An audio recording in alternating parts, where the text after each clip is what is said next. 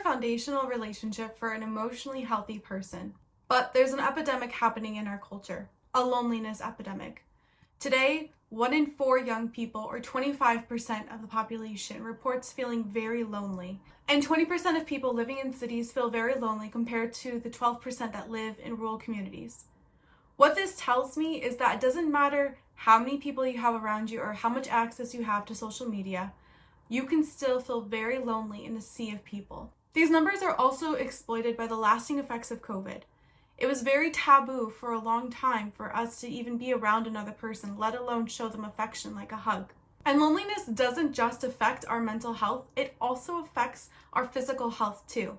People who experience loneliness have seen increased rates of premature death, heart rate disease, and the truth is we need friendships, good friendships, in order to survive. In blue zones, areas where citizens live to be over 100 years old, we've seen a common thread where they have lasting friendships with people of all ages. So not only is it good for our mental health to make friends, but it's also good for our physical health as well.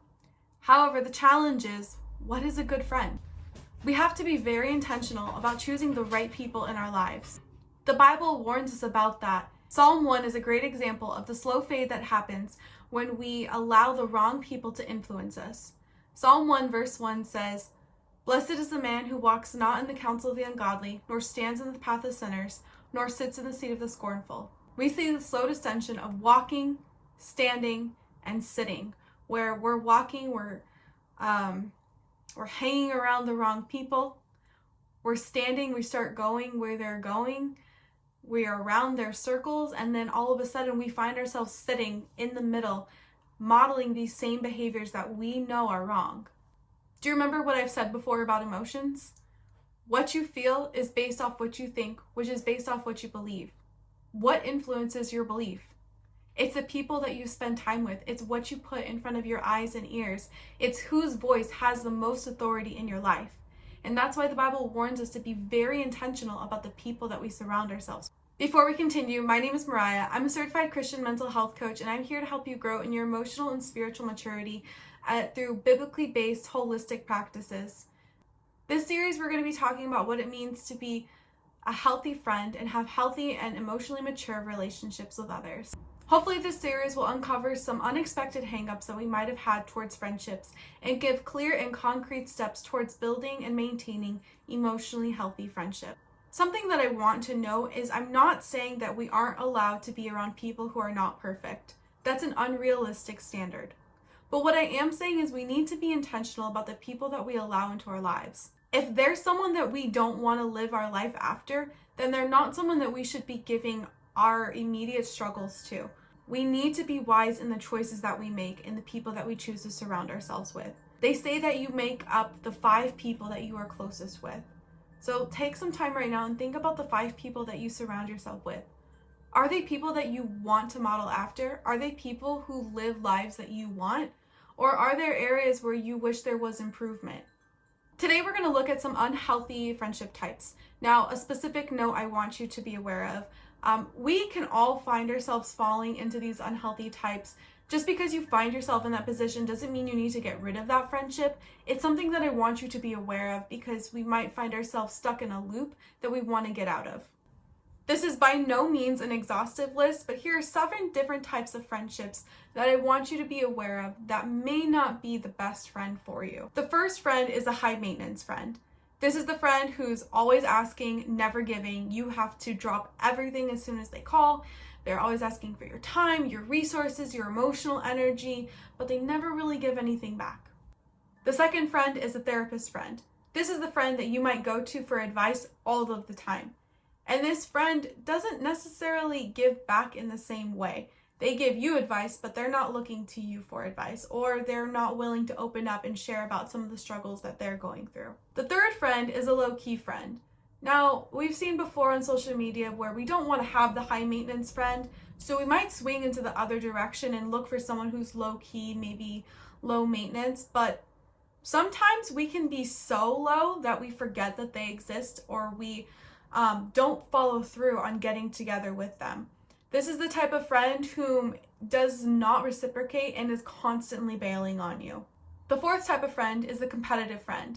This is the person where you feel like anything you do is not good enough and it's always being challenged. You feel like you're never living up to their expectation of you. The fifth type of friend is the codependent friend. This is the kind of friend that can't make decisions without your input. They do not know how to function without going through and filtering everything in their life through you. That puts a big burden. It can feel like their success is dependent on you, and they're very emotionally dependent on you as well. The sixth type of friend is a combative friend. This is the friend who makes everything into an argument. They're always finding a reason to fight. They always want it to be their way or the highway. There's no room for compromise.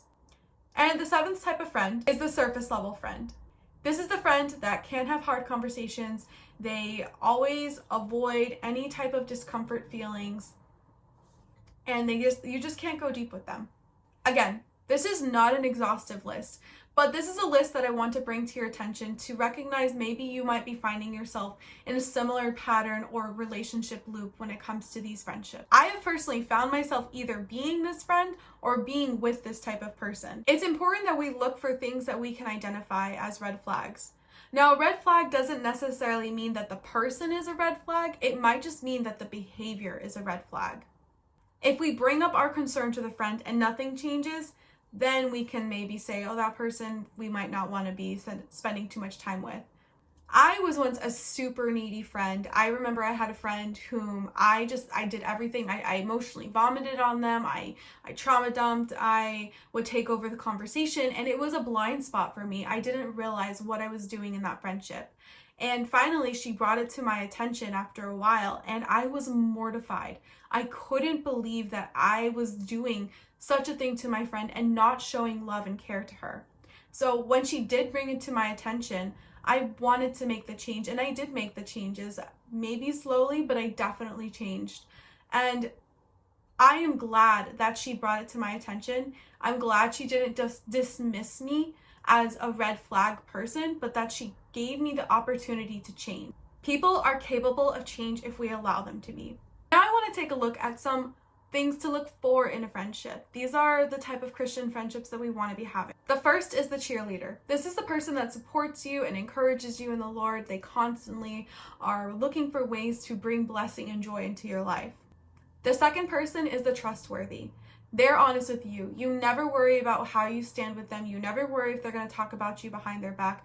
They're someone that you can go to as a confidant. The third type of person is a challenger. Now, this person can actually be very annoying because they like to challenge and push you, not because they want to see you be according to their standard, but because they want you to listen to what the Bible has to say. They see things in your life that aren't lining up with what God's word says, and they call you out and they call you up. That's someone that you want in your life. The fourth type of friend is the grower. The grower is someone who's not afraid of change. They are someone who is willing to change their mind or willing to change their position when presented with new information. They aren't just stuck in their ways. You always want to be growing. The fifth type of person is the interdependent. This is the kind of person that is outside of their relationship. They have an identity outside of their relationship, but they're able to contribute and give and take in that. An interdependent relationship recognizes that they do need friends, but they know that their needs aren't dependent on their friend. The sixth type of relationship is the go with the flow. This is someone who is not easily upset when plans change. They're flexible. They know when to give grace. They are able to adjust accordingly. Now, as a side note, I'm a planner. This is something that doesn't come easy to me, but as God is growing me, He is helping me to give room for when things do change, and this is just a work in progress. Finally, the seventh is the deep friend. This is the friend that you can go deep with. This is the friend that you can share the hard and the heavy, and they aren't going to run away from. Again, this is not a comprehensive list, but this is a list of friendships that we can model. Good and healthy friendships take work. It requires us being able to examine what we bring to the table, but also recognizing and seeing, what does this friend bring to the table as well? Is this someone that I want in my life? Are they listening to the voice of the Holy Spirit, or are they stuck in their ways?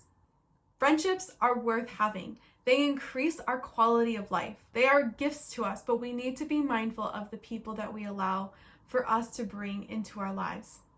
Are friendships something that come easy to you? Do you find yourself falling into the same type of friendship? Make sure to leave a comment below. Let me know what you think about this series. I want to get your opinion because I know that friendships are hard, but I know that together we can work on becoming good and healthy friends. Thank you so much for joining me today. Again, leave a comment below. Make sure to like this video, subscribe to this channel, and click the notification bell so you don't miss the next episode in this series. Thanks so much for joining me.